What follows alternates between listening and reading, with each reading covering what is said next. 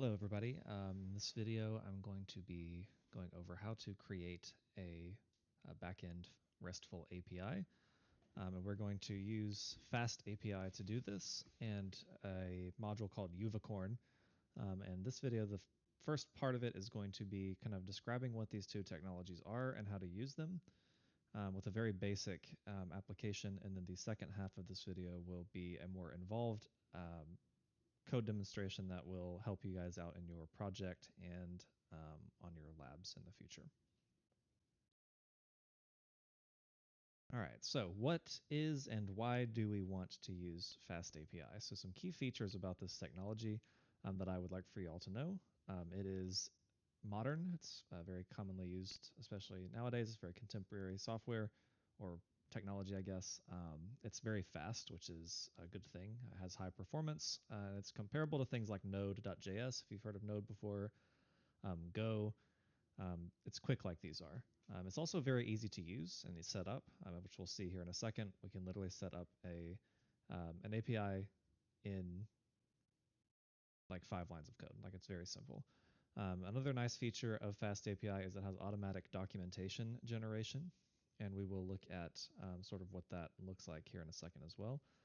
And if you're using Python 3.6 or higher, we have a lot of nice type hints and stuff like that for an easier time developing our code. So it's not hand-holdy, but it's going to kind of play nice with us as we're trying to develop this stuff. And sort of the takeaway here is people really like FastAPI because it is ideal for quickly building RESTful APIs. We can get stuff up and running very fast, hence the FastAPI, right? So that's the first of our technologies, right? FastAPI. The second is Uvicorn, and Uvicorn is something that we're going to use as a server, and it is what it actually is a ASGI, which stands for Asynchronous Server Gateway Interface, that can be used to power our API applications. It possesses concurrency and it's designed to be fast, lightweight, and it supports asynchronous web applications, which is perfect for something like a web API, a RESTful web API, right? Because we are waiting for someone to access the endpoints that we create, and while we're waiting, we need to have the server running, right? So that's what Uvicorn does, is it kind of keeps our application running until it receives some kind of request from a client, which we will look at here in a moment, and stuff like that. So Uvicorn is what we're going to use to kind of run our applications on a simulated server. You can use Uvicorn to actually run something on a web server. We're going to do it locally in here in this course until we may do some kind of deployment onto an actual server at some point. But for now, we will run this locally. So to get started, we're going to need two modules, right? So we need the FastAPI and we need the Uvicorn. And you can install both of these with the pip install command that we're hopefully used to by now. You can install them both in one statement here in your terminal. So pip install FastAPI and Uvicorn, and that will give you both of the packages that we need.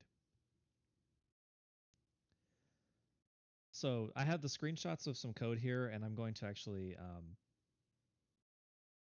create this little basic application while we're watching this video as well, sort of live, so we can kind of see what it's doing and we can build it up. But the structure of a FastAPI application is pretty simple, right? We have a concept called routes, which are just functions that have a decorator that indicates what kind of request is being sent to the application, right? So in this example, I have a read route function that has a decorator above it, which is denoted by this @ symbol, right?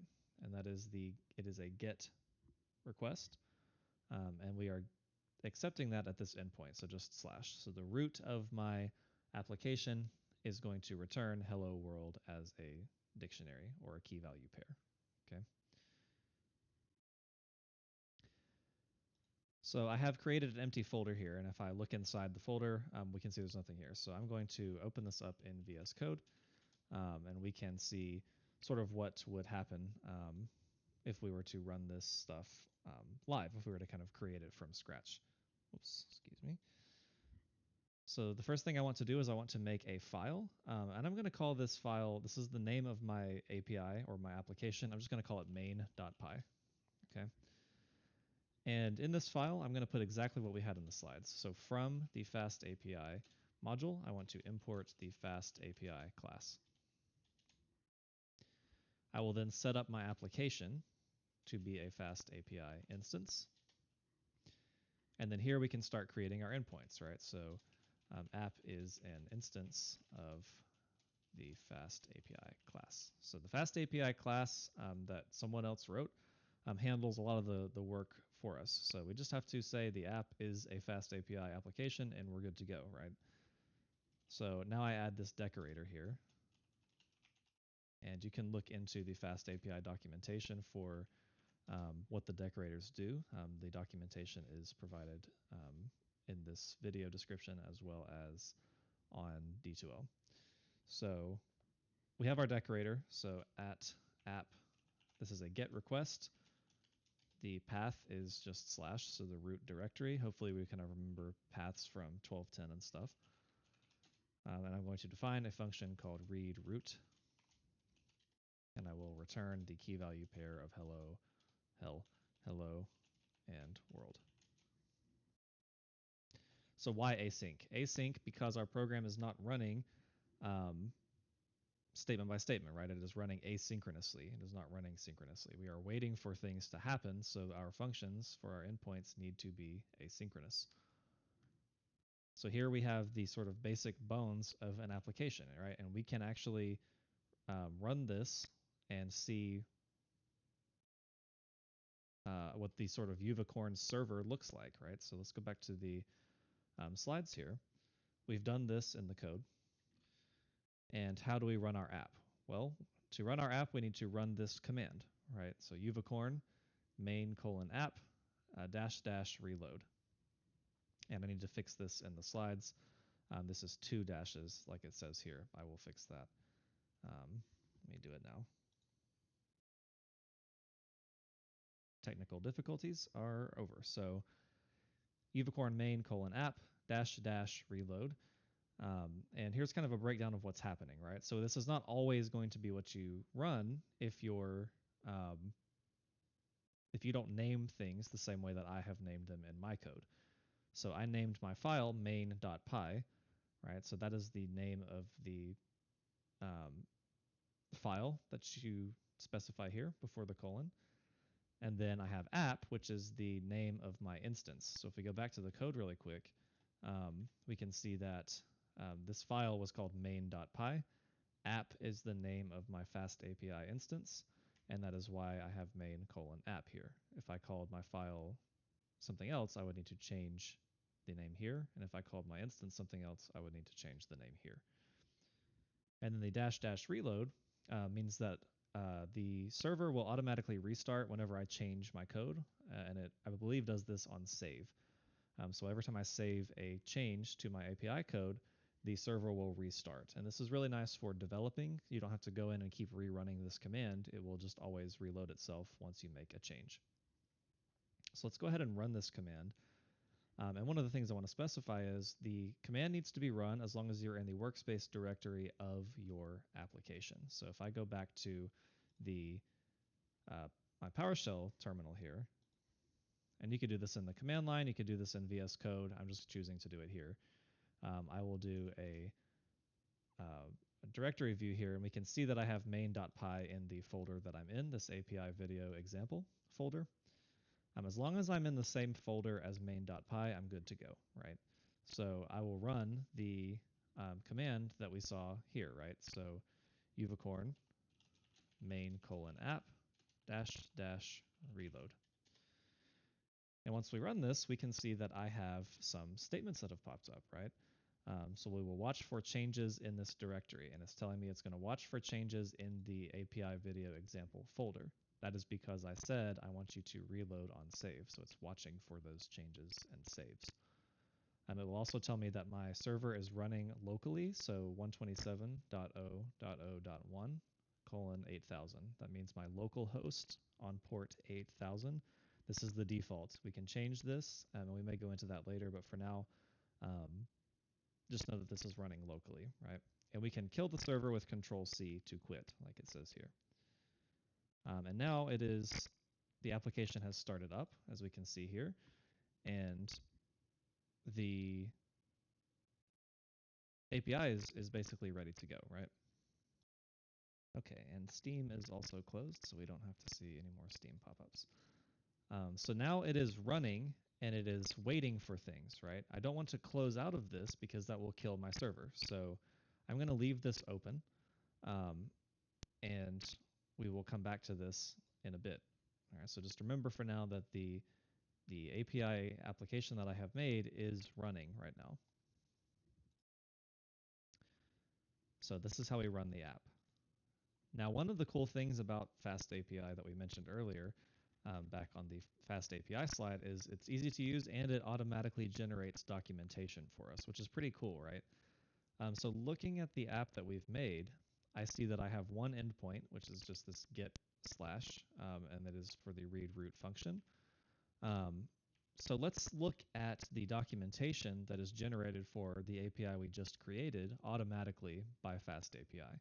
I mean, there's two kinds of documentation we can look at. There's one called Swagger, and there's one called Redoc. And both of these can be accessed at the localhost path /docs or /redoc. So I'm going to open a web browser here, and we will go to http:// here's the Redoc documentation, right? And we can see I have my read root function, and we don't really have anything happening right now, but we'll look at what these documentation looks like with a more robust application in the second half of this video. But this is a really powerful thing because if we were to host this application on a server, we could send the docs like this to our employer or a coworker or something like that, and they're automatically generated for us, right? So we can see what all the endpoints are, what they should be returning, what the response codes indicate, etc. As long as we have specified that in the code, it will reflect itself in the auto-generated documentation, which is pretty nice. The other one was the Swagger, which was just docs.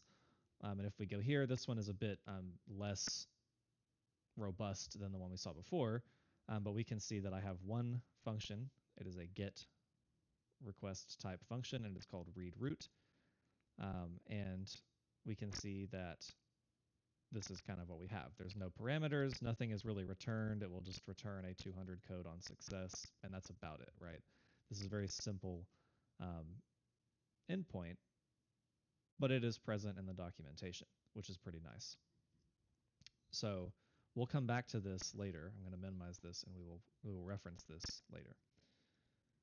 One thing I do want to do is I want to have this open over here, and I want to have my code open here. And I want you to watch over here on the server window, right? This is going to show me all the little things that have happened on my server. So we can see right here, I had a get request to /redoc, and it returned a 200 code, which we know is okay. So I have accessed the documentation, the redoc documentation for my application, and it was reflected here in my server sort of maintenance view in the terminal.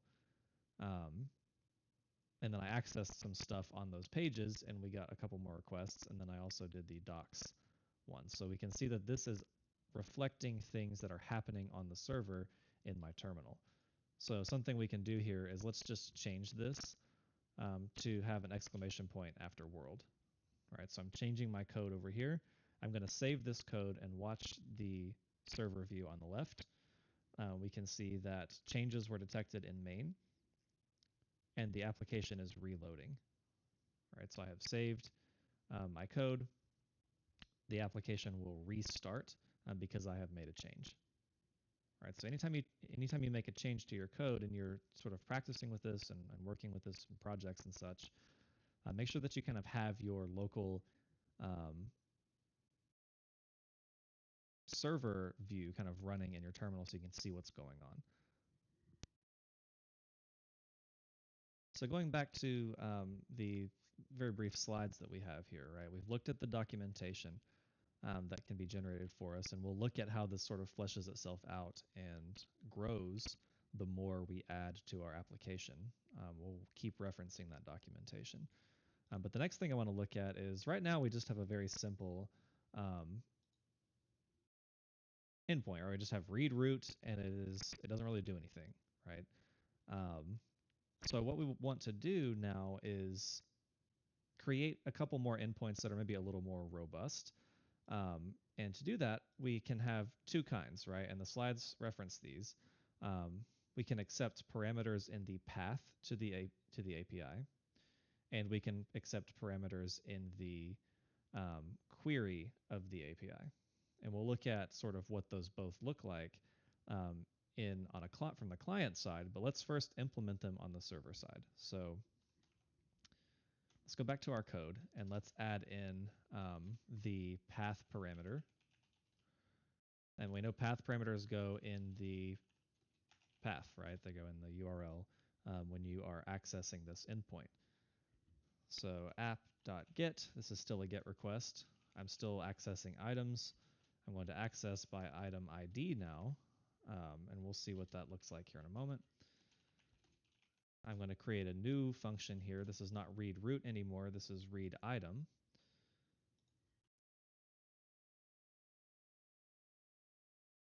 And I want to pass in an item ID from the route, right, or from the path. And we'll look at exactly sort of what's going on here in a second. And then I will return item ID and the value. So I'm going to save this, and if we were to reference our server, we can see that it is restarting itself. And I'm going to go back to my browser and reload. And we can see now I have two endpoints, right? I have the read root, which didn't really do much. And I now have the read item, which we can see kind of does some more stuff here, right? It has some more things in here. So the item/item ID is what the path is going to look like. And we can actually test this out in the web browser, right? So I know that this is running on localhost. I'm actually going to just copy this and paste this. So we're not accessing docs anymore, right? We are accessing /, which was the read root function. But now I just want to read an item with the path parameter. So if I put an item ID here, let's say 31, and I hit enter, nothing happens. So the reason for that, the reason that this is not working, right, is because this is not the endpoint that we created, right? It is not /number, right, or /ID. If we go back to the code, we can see that it is /items/item ID. So we are not working on the root anymore. We're looking at root items/item ID. So if we go back to our browser here, we can say, here's the root, which was our hello world, right? That's what was returned. I'll zoom in. That's what was returned. If I go from the root to /items/item ID, let's say 31, we can see that we are getting what is returned, which is a key value pair, which we kind of maybe are thinking about this as JSON. This will become JSON later, as we'll see. So this is what is returned from our endpoint on line 14.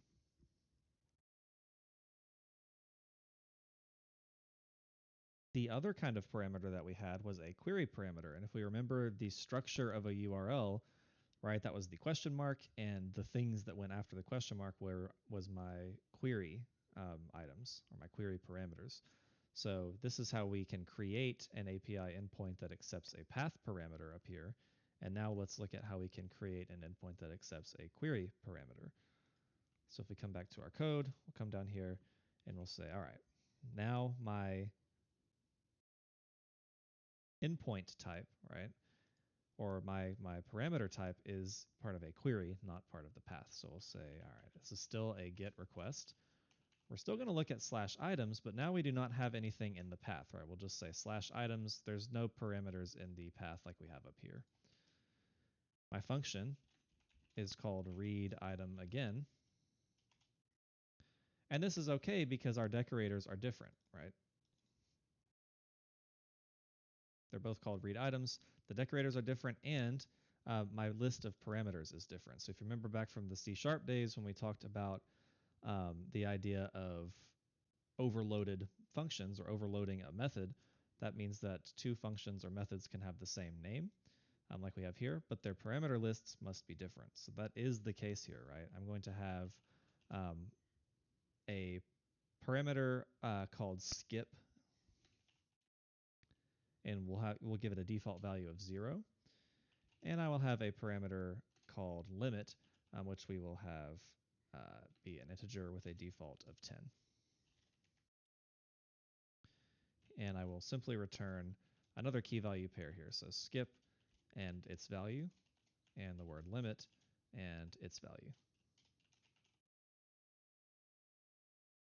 All right, so we'll come down here and we'll say query parameters. Remember, this is the question mark, name equals something, right, in our path. So let's look at what this looks like in our browser. But first I'm going to save my code, and I'm going to come back to the server view here, and we'll see here is the issues that I was having with the wrong path. But we fixed those with our 200s, and our server is now restarted. So let's come back. Let's recheck our documentation. And I'm actually going to open up sort of both doc views so we can see redoc and Swagger. Let me zoom back out. So Swagger, let's reload the page here. We see that I have now my 3 endpoints. Right, I have 3 endpoints in the code. My documentation has these 3 endpoints listed. And if we open these up, we can kind of see what the default values of skip and limit are. We can see that they're query parameters. And we still don't have a whole lot of info here. But we can kind of see that this documentation is beginning to fill itself out quite nicely, and we haven't done anything other than just write the code, right? Our other one, we can see for the previous one with the path parameter, we can see it is part of the path, right? So let's come back over here and let's check the other endpoint that we were working on. And I'll zoom back in.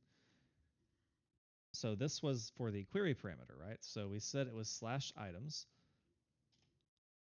right? If we just hit enter, we will get the default values, right? Because I did not specify any skip or limit values in my query parameter. I left them blank. So they are going to use these default values here, 0 and 10. So let's try to customize this to have what we want. So we have /items, which we saw would give us our default values for skip and limit. And these are just names that I've made up. Let's do some custom values here. So remember, we start our query parameters with a question mark, and then I give the parameter names. So skip is equal to, let's say, 555. We separate these with an ampersand, or the and symbol, and I'll say limit is equal to 999. So if we run this here, now we can see that my skip and limit have been returned by the API, like we have here, this key value pair, based on what I have specified here in my request, my path. So what's important to kind of recognize is that I am running this request on the quote client side. They're both running on my machine, right? But I'm in my web browser and I'm hitting this URL, and what's happening is it is hitting my local server and it is showing me, right? It is returning things from the server. So we have created a back-end server-side application that we are accessing through a web browser. So that's kind of something that I want you to sort of recognize is going on here. And this is kind of boring, and we'll look at a cooler example here in a second, just returning values through the web browser, but it is a simple start before we get too complicated. Okay, and the last thing I wanted to talk about for, oops, I skipped a slide, sorry. Last thing I wanted to talk about for this half of the video is something called Pydantic, or Pydantic. This is something that we're really going to use in your projects, and I'm going to show you a lot more in depth in the second half of this video. But I want to mention what it is and kind of show you at a very basic level what we're working with for now. So Pydantic lets us create models that represent the structure of our data. And if you recall from the database class when we talked about ORMs and turning a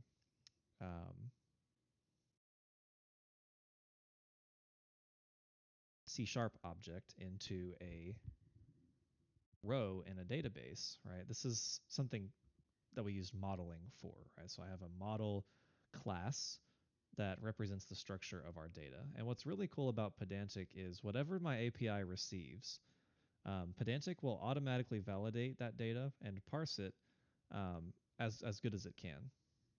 So for example, if I entered the Boolean value true with a little t, right? Python Booleans require uppercase t's. So Pydantic will translate that automatically into a Boolean. If it were to fail, you will know it fails, but it does the best it can. And this is really nice, especially when we start working with JSON, sending JSON to and from our API. Like we'll see in the second half of this video, this automatic translation of the data and parsing of the data is really useful, especially with JSON, especially when we want to work with databases, and if I want to insert something or update something or delete something in the database, the ability to send data around like this and have Pydantic sort of translate it for us is very useful. And how this kind of works in the code looks like this. And I will include this in the code that I'm writing live. We won't be able to really look at what it does until the second half of this video, because in order to actually do a post request on the client side like I've been doing in my web browser, I would have to do some JavaScript code, and I just don't think that that's something that I want to do right now. So I will show you how this code sort of works, and then we'll look at it in practice from the client's perspective in the next half of the video. So the first thing we have to do is create our data model, right? Because Pydantic allows us to create models that represent our data. So we need to actually create one of these models, and we want to import the base model class from the Pydantic package. And this might be something you have to install with pip as well. But what base model does is it is a base class model that, as long as something inherits from this base model class, Pydantic can do its thing, right? So I have my item class here that I am declaring underneath this import statement. And item does inherit from base model. This is how we kind of show inheritance in Python. So now item is a inheritor of the base model stuffs, so Pydantic can do its thing on items now as well. And item has a name and a price property here. So let's look at this in the code. So in the code, I have a separate file here. I'm calling this API model, or we can call this API models with an S if we want to. This just helps me mentally kind of separate out what my code is doing. I don't really want all of my data models in the same code file as my routes and endpoints for my application, right? I kind of want to keep that stuff separated. So I have a separate file that just contains my models, right? And I have the import statement that we showed from the slides, and I have the same class from the slides as well. So what we want to do is in main, if I want to use things from this API models module or file that I've written, I need to import them, right? So I'll say from, what's the name of my module or file? It's API_models. I want to import item, and I also want to import base model because item inherits from base model. So I need to make sure that they're both present. Okay. And then all we want to do now is add our endpoint. So this is using Pydantic models in the API. So my decorator here is going to be a post request rather than a get request. And we'll say post request at the items route. My function is going to be called create item. And now, instead of accepting an integer or whatever, I'm going to accept one of these item objects. So what this would do, and again, I will show you this kind of working more later in the video, but we would send an item object that Pydantic will or accept, excuse me, we would accept an item object from the client that Pydantic would do its best to kind of translate into what we have here, right? So if that's some kind of JSON that has a name key and a price key with a string and a float value, Pydantic will automatically kind of translate that to an item. We maybe have to specify that we're getting JSON or something for it to do its job a little better, but this Pydantic is what's responsible for translating what we get from the client. So I accept an item from the client, and I will return whatever item is accepted, right? These are very basic functions. We'll look at some more in-depth ones later. But that is kind of how you use the Pydantic models within your application. So going back to our slides, the last slide here is just resources. Like I said, I will put these on the description of the video, as well as these slides will be available for you on D2L for you to reference. But this is the documentation for FastAPI, for Pydantic, and for Uvicorn.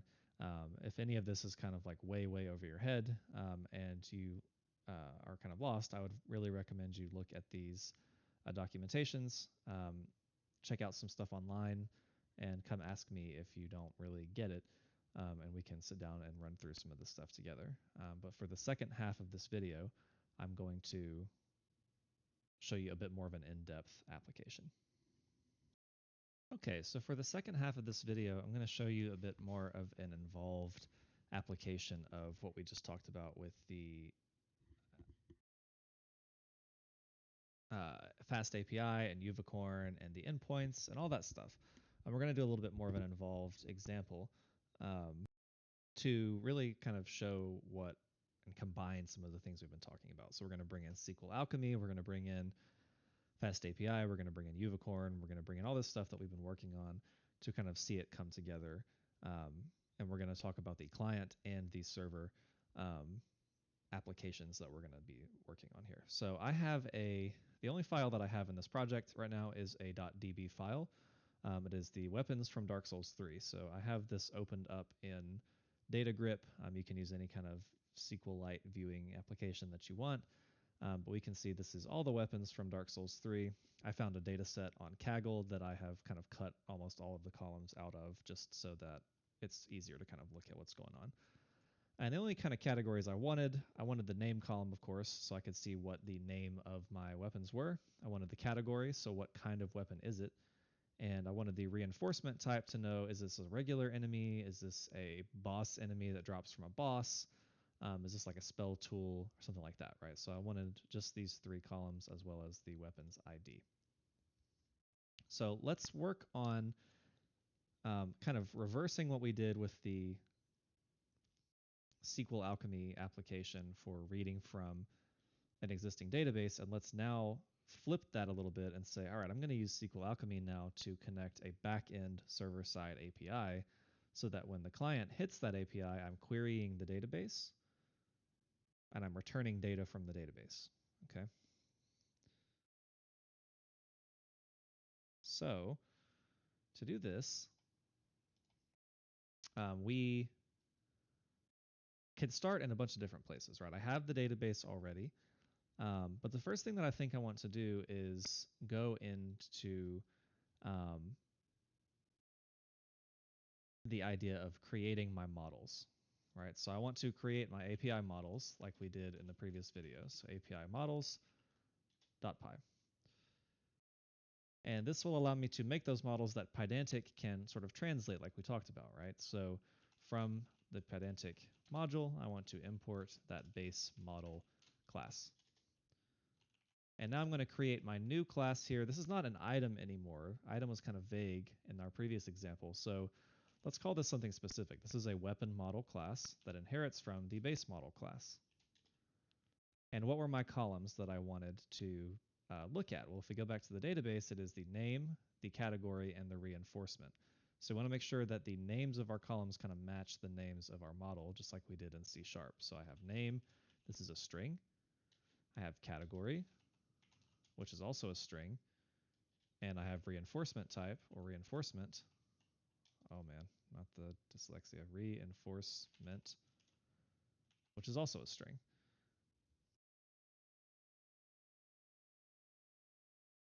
And I'm going to add something here that we'll talk about later.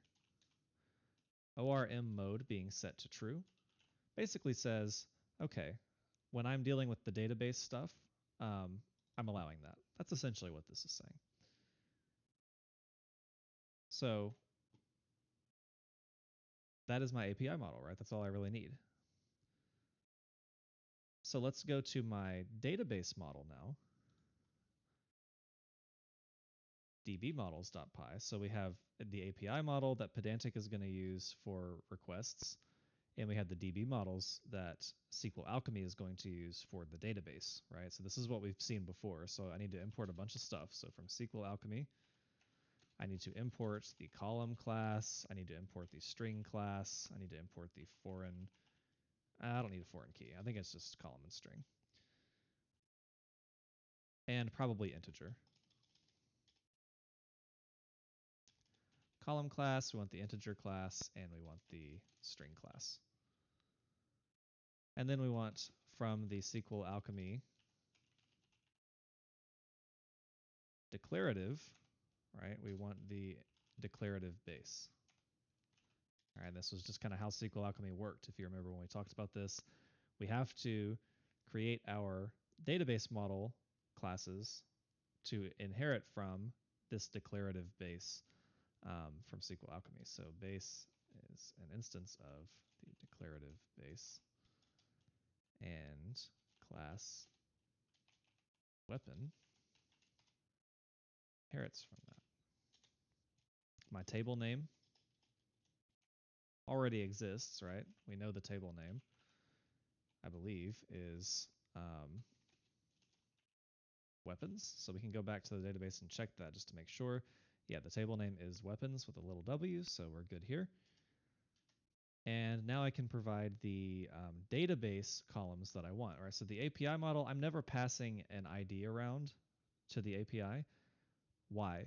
Because the ID is automatically generated by the SQLAlchemy and by the database, right? So I don't want to mess with that in the API, but I do want it here. So ID is a column. It is an integer data type. It is the primary key of this table. And the auto increment flag is set to true. I have a name column that is the string data type. I had a category column, which is also the string data type. And I had a reinforcement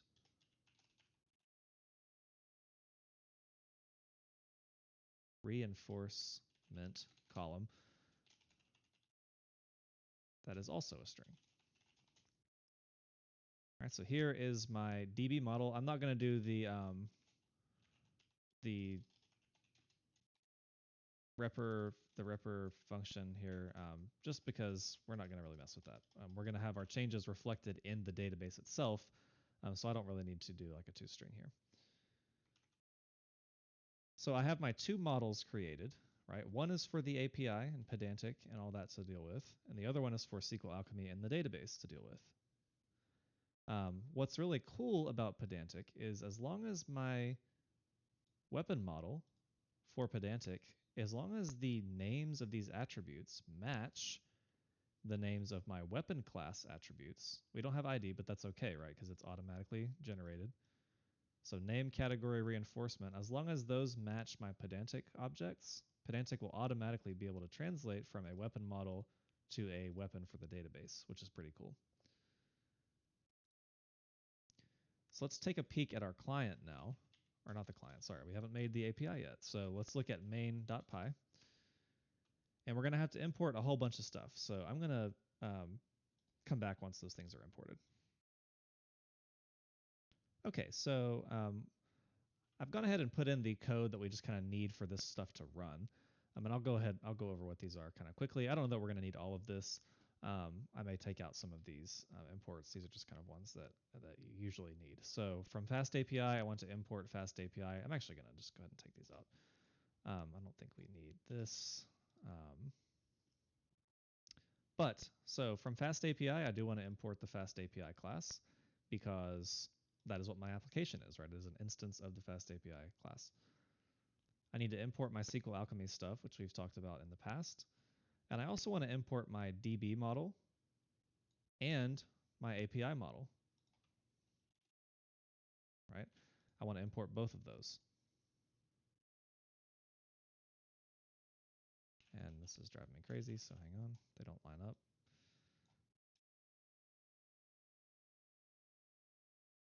I'm just going to line these up so we can kind of see sort of what's going on here, right? So I'm importing my model classes from my two models modules. Ugh. So my database engine is SQLite, right? And the path to my database, it is not in any kind of folder, so it's just the current folder. So that's what the // means. And it is in the ds3_weapons.db file, which is right here, right? So that's the path to my database file. And we do all the things that we did before to get the database running. And that's what all this is.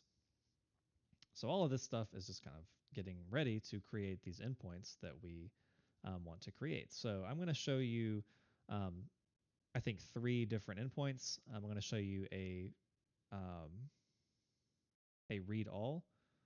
I'm going to show you a create, and I'm going to show you an update on how to create these. So come down here and we'll say these are my API endpoints that I am creating, right? So the first one that I have is just to read all of the weapons, right, in the database.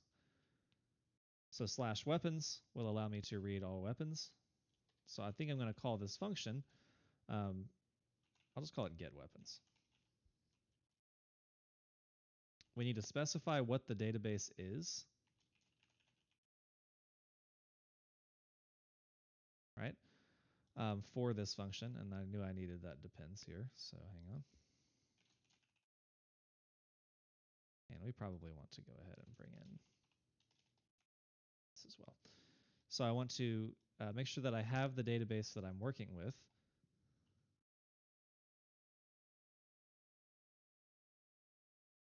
The results of this function are going to be a query on my database. I'm querying for a weapon, and I want all weapons. All right, and again, this is the SQLAlchemy stuff. I really recommend you look into that. I will also put some SQLAlchemy documentation in the description of the video, so you can kind of look into that a little bit more. But this assigns all weapons to this thing called results, right? And we'll look at what that is here in a second. But let's return the results, right? And let's actually run our application to see what happens. So in my terminal here, I'm in my folder, right, where my Dark Souls API folder. I'm going to do a directory listing here, and I can see I have my 2 model Python files. I have my main Python file, and I have my DB file. So as long as I'm here, wherever my main is, I'm good to run the application. So I can say Uvicorn main:\app -- reload. And this will run my my server. And it's giving me a warning here. One of the things that I have, this ORM mode, has been renamed to from_attributes. We may change that here in a second just to get rid of that warning, but it is running. And if we were to go to a browser here and we say 127, take me to the docs, we can see that I have just the /weapons, which gives me the weapons that I want. Right? And if we were to try this out, what's really cool about actually having things to return, right? Because our previous application didn't really return much. Here in our docs, our Swagger docs, we can look at what's returned, right? So if I click try this out, we can see that all of these weapons are returned from the database, right? These are being pulled from my database file. So if I were to come here in my browser and say http:// 127.0.0.0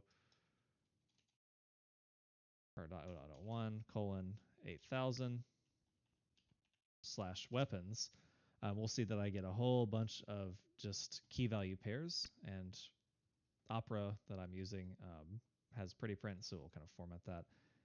This is working client side, right? I'm getting all weapons displayed in a nice way, right? In some kind of key value pair way.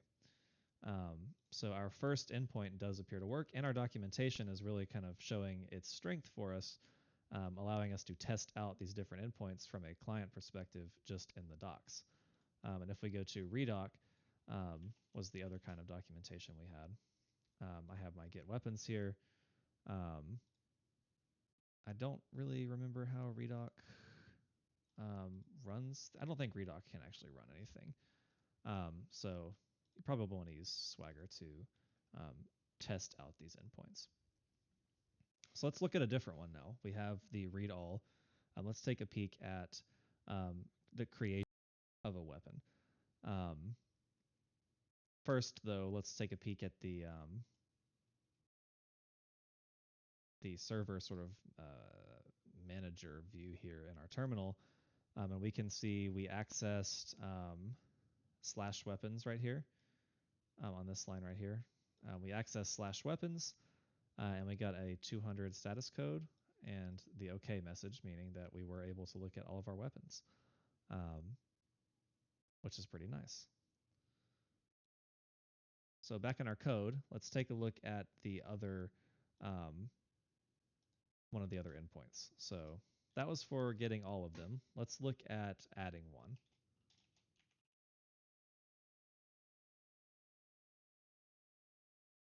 So for this function, I'm going to call this post weapon, or I guess I can call it create weapon. And here I am going to be creating a weapon that is passed into my API, similar to how we did with that item before earlier in the video. Weapons data type is a weapon model data type. Now, why is it weapon model? Because Pydantic, right, is going to be able to look at whatever the API receives from the client and translate it into whatever we need translated, right? So we're accepting a weapon model so Pydantic can do its thing.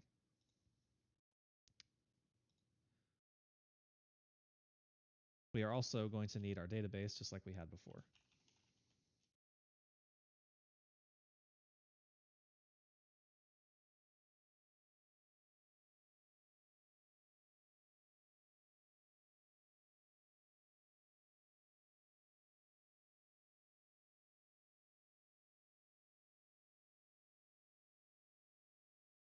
So there is a way to do this that I am very used to, and that documentation and ChatGPT and whatever you look at will tell you works. If I find the newer way to do it, I will inform you all accordingly. But you may see that this gets a warning message, but just know that it's because it's a little probably outdated. So I'm going to create a weapon called ORM weapon, or a variable called ORM weapon. And it is an instance of a weapon class. Now, what I want you to recognize here, weapon model is what the API function is receiving from the client. I want to turn that weapon model, right, whatever this is, I want to turn that into something that the database can insert into itself, right, or that SQLAlchemy can insert into the database, I should say. So to do that, I can't insert a weapon model into the database. It needs to be a weapon, right? So we're going to try to let Pydantic do some magic here. So ORM weapon is an instance of the weapon class, and I'm going to copy an existing weapon, right? So I'm going to, this is the unpack. So I'm going to unpack the weapon that I received as a dictionary. And it's saying use model dump, so maybe I don't have to figure out the newer way. So we want to basically take the data from this weapon model and try to translate it into a DB weapon. All right. and I'm going to have a variable called results, and that's all we have to do, right? So I have the weapon received from the client, it's translated and ready to go into the database. I'm going to attempt to add that weapon to the database and commit that change. And we could add some more robust things here for exception handling, but for now we'll just do it this way. And we'll say something like this, message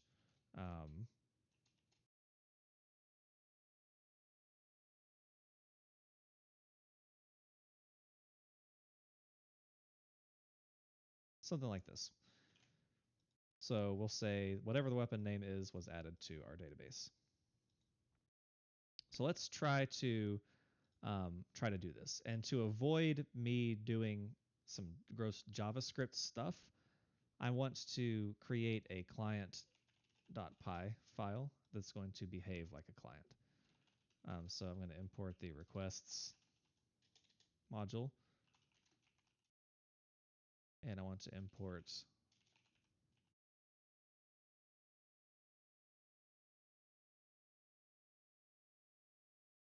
why aren't you happy, sir? Oh. So I'm going to import my weapon model, my base model, and the requests module. So now my client, I'm going to be able to just create a weapon model object and pass it to the API, which should still be running, right? The API is still running. I want to use this client script to pass a weapon into my API to add it to my database. So it's a little like trippy to think about this. Like main.py is our API file and client.py is our client file, and they're in the same folder. That's a little strange, but we're running them both locally on the same machine. So just recognize that they're two separate things. So for my client, I'm going to create a weapon object for me to send to the API. It is an instance of the weapon model class. The name, what are some names of some items? We'll do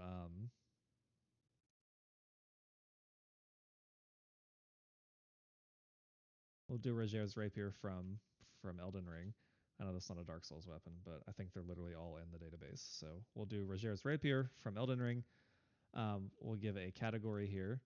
And I actually don't know what the categories for that are. I think probably, yeah, thrusting swords. So the category here is thrusting swords.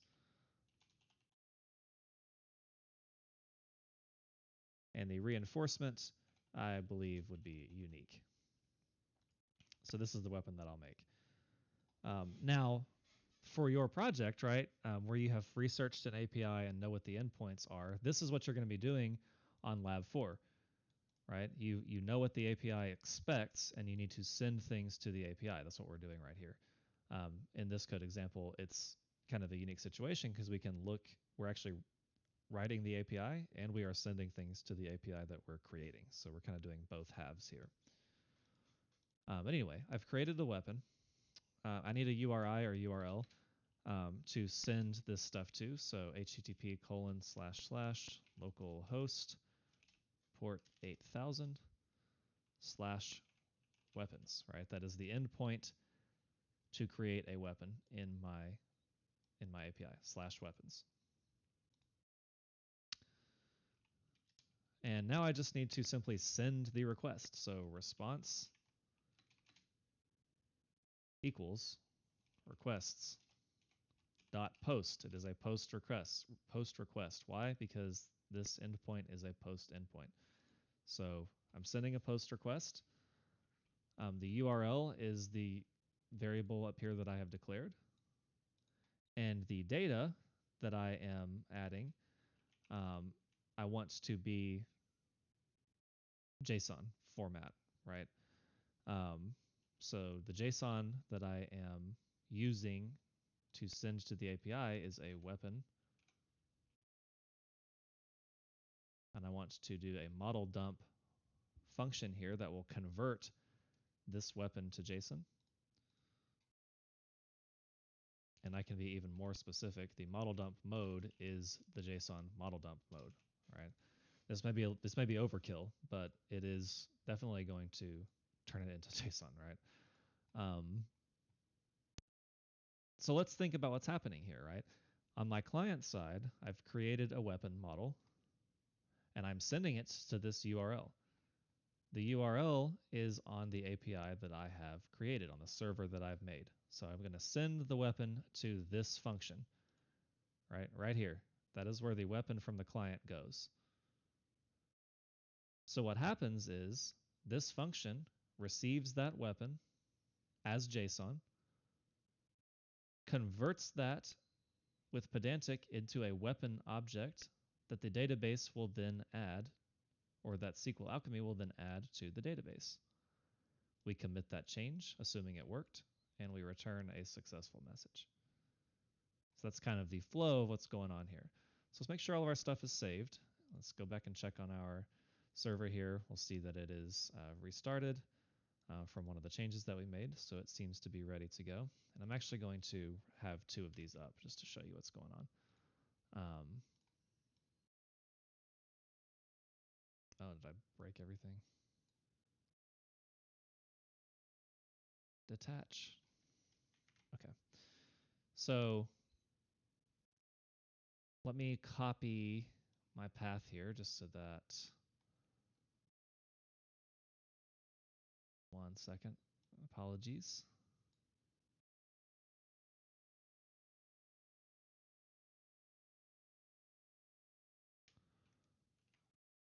All right, so I just wanted to make sure that we were working in the same folder here.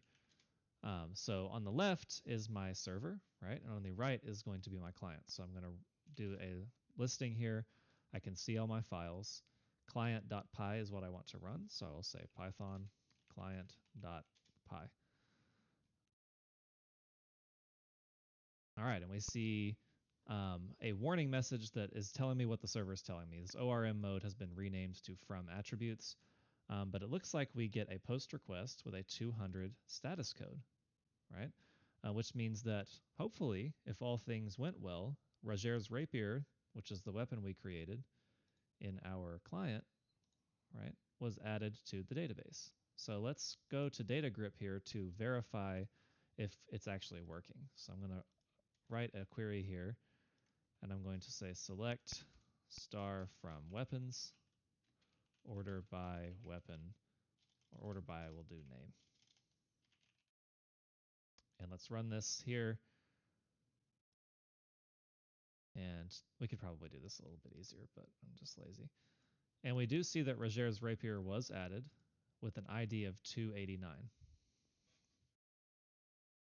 All right, so our post request to add the weapon was successful. It worked.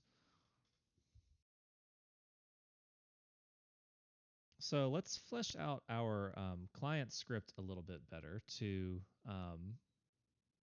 include each of the 3 things that I wanted. So I'll have my read all.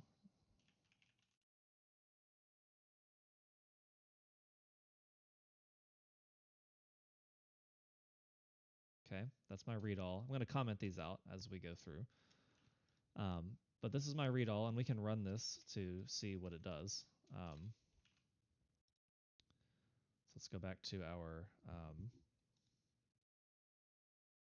our double console here. I'm going to clear the screen. I'm going to run the client again.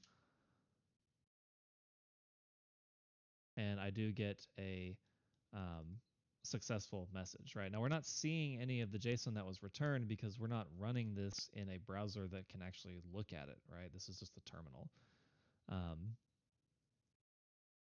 And we don't do anything with the response. Like, we could look at the JSON, but in our response, if you look at the client, we just collect it and don't do anything.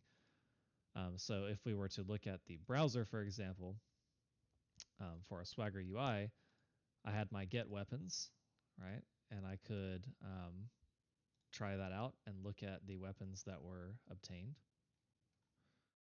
And my other endpoint that I have in my documentation is the create weapon, right? We just did that. So we can actually try this out here, which is pretty cool. And I can create a new weapon, right? I can add in I can customize the body here. So let's say I wanted to add another weapon from, let's do Bloodborne, and we can say we want to add the Hunter's Saw. And we'll say the category is, we'll say trick weapon. It's a new category. And the reinforcement we'll say is normal. What's the regular? We'll say it's regular. We can execute this, right? And we see that our response body, Hunter Saw added, that was the message that we created in our API. And if we check our database, let's say where the category is trick weapon. And it looks like I've added 2 Hunter Saws on accident, but that's okay. All right, so we can test this out either like in a client script, like we're doing here. We can test this out from Swagger, which is pretty cool. We can test this out just in the web browser. Post requests to create things are not usually very easy to test in the web browser. You would have to open up your console here and do like JavaScript stuff over here to do this just in a browser. So I recommend using the Swagger docs to look at some of this stuff, or writing just a little basic client script to test this stuff. But regardless, I'm going to just go ahead and write these in here so we can see them.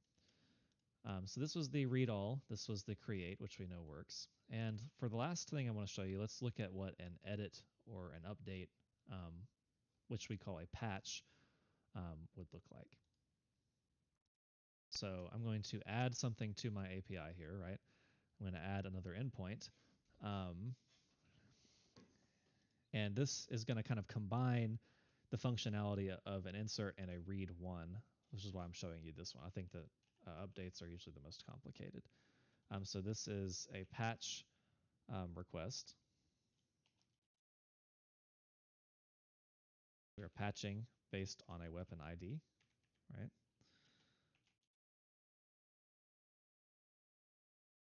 And patch requests, typically we want to just patch one attribute of the thing that we're patching. So in this case, I'm going to do the name of the weapon. So weapon ID is an int. We have the name of the weapon, which is a string. And we have our database just like we had before.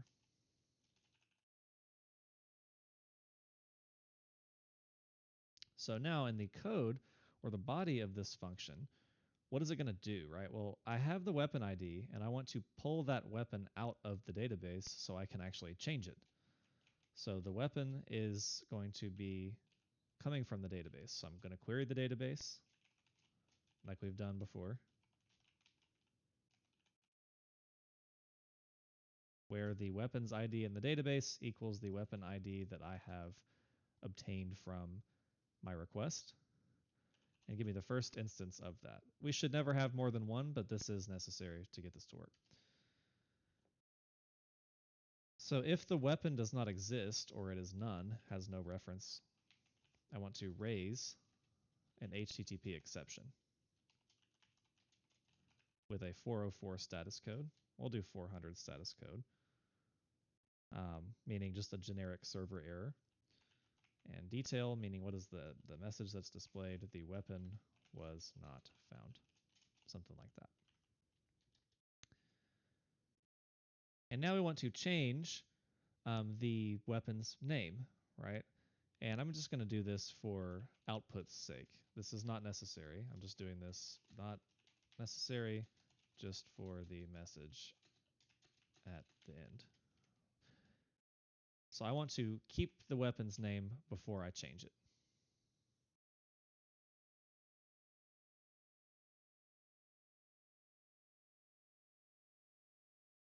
What are we not happy about?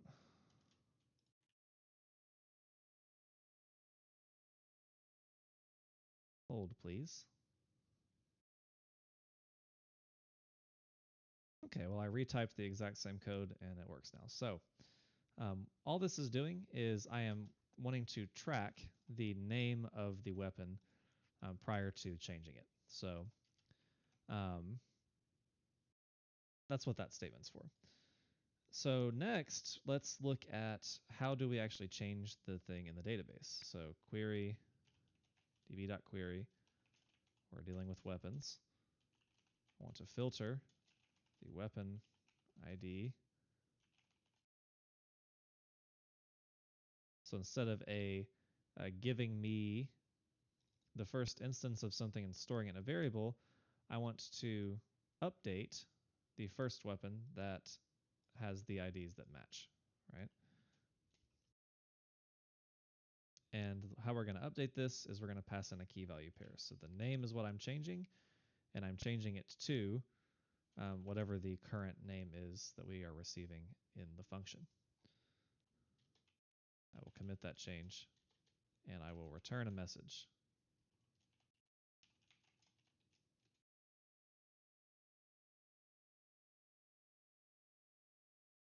And this is why I have that old name, right? So whatever the name was has been updated to the current name.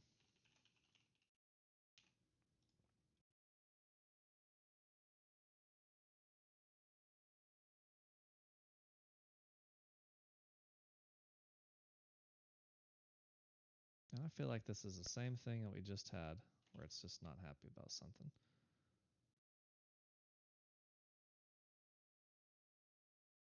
Okay, there's some jacked up stuff with my tab key not being correct, but it's fixed. So here is our patch, right? So what would a patch request look like on the client side, right? So let's go back to our client and let's look at what our request would look like over here. So response is going to be the requests. Instead of a get or post, now we're doing a patch, right? And I'm patching URI. And all of this is, remember, we talked in our last example in the first half of this video about path parameters and query parameters, right? This function, patch weapon name, has both, right? Weapon ID is a path parameter. And we also have a query parameter, right? The name of the weapon.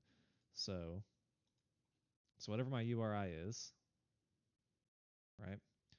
Slash a weapon ID. So let's change this second hunter's saw that I added. So the weapon ID is 291. Let's change that. So the weapon ID is 291. Right? And name equals whatever the new name is, right? So let's say I want this new weapon to be another weapon from Bloodborne. We'll do the rifle spear. Okay. So what's happening? What's happening is I am sending a request to my API. All right, this is my API URI /291, a patch request, right? So it's going to say, okay, where's the patch requests? The decorators are helpful with routing because it's going to say, okay, I've received a patch request and I've received a weapon ID, so I'm going to call this function. Right? The weapon ID comes from the path. The name comes from the query parameters. And given the ID and the name, let's think about the logic of what's going on here, right? A weapon is found in the database that has a matching ID. If that weapon doesn't exist, raise an exception and move on. If it does exist, let me keep track of the old name prior to changing it. Then, I don't really need that. Then I will update the name of the weapon to the name that is present in the query.